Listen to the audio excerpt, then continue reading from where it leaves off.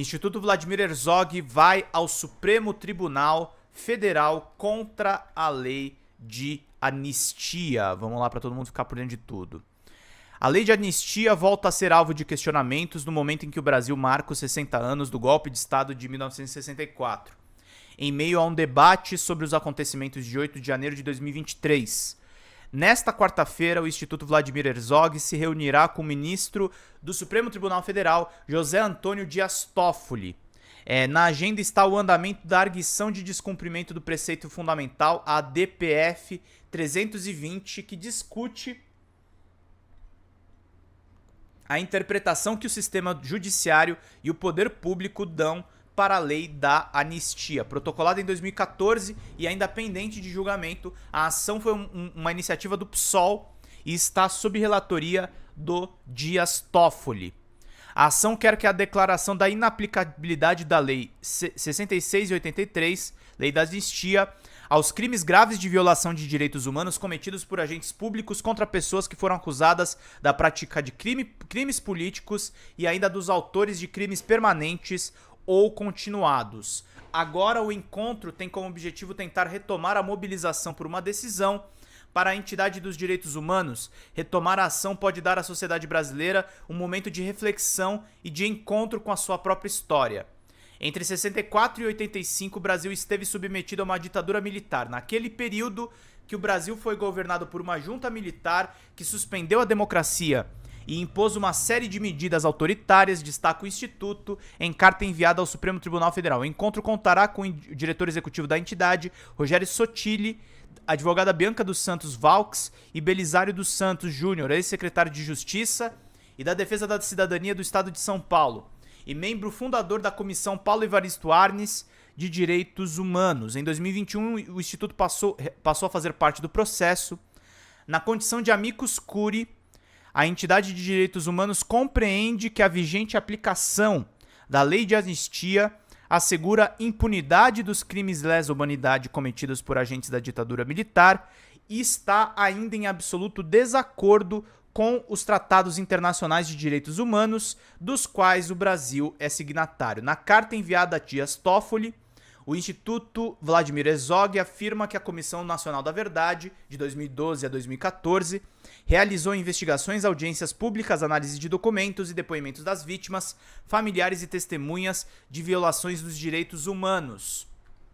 Seu relatório final, apresentado em dezembro de 2014, concluiu que havia uma política estatal de sustentando a prática de detenções ilegais e arbitrárias, tortura, violência sexual, execuções, desaparecimentos forçados, ocultação de cadáveres de alcance generalizado contra a população civil, caracterizando-os como crimes contra a humanidade. Foram identificados 434 casos de mortes e desaparecimentos de pessoas sob responsabilidade do Estado brasileiro e listados 377 agentes públicos envolvidos em distintos planos de participação. Já um levantamento realizado pelo Instituto Vladimir Herzog aponta que dos 377 agentes identificados, 269 já morreram sem qualquer responsabilização perante a justiça. Condenações ao Estado brasileiro. No documento, a entidade aponta como uma das 29 recomendações da Comissão Nacional da Verdade foi a determinação pelos órgãos competentes da responsabilidade jurídica criminal, civil e administrativa dos agentes públicos que deram causa às graves violações de direitos humanos ocorridas no período investigado pelo CNV, afastando-se, em relação a esses agentes, a aplicação dos dispositivos concessivos da anistia inscritos nos artigos da Lei 6683, de 28 de agosto de 79, e em outras disposições constitucionais e legais. Além da recomendação do CNV, o Estado brasileiro foi condenado 2 vezes pela Corte Interamericana de Direitos Humanos, a Corte DH, por casos referentes à ditadura militar. São eles: casos Gomes, Lund e outros, Guerrilha do Araguaia versus Brasil, e caso Herzog e outros versus Brasil, 2018. Em ambas as sentenças proferidas pela Corte IDH, determina-se ao Estado brasileiro que investigue e determine as responsabilidades penais dos que cometeram violações correspondentes aos casos, afastando a aplicação da lei da anistia. Diz: ficou determinado que o Estado deve conduzir eficazmente perante a jurisdição ordinária a investigação penal dos fatos do presente caso a fim de esclarecê-los, determinar as correspondentes responsabilidades penais e aplicar efetivamente as sanções e consequências que a lei preveja.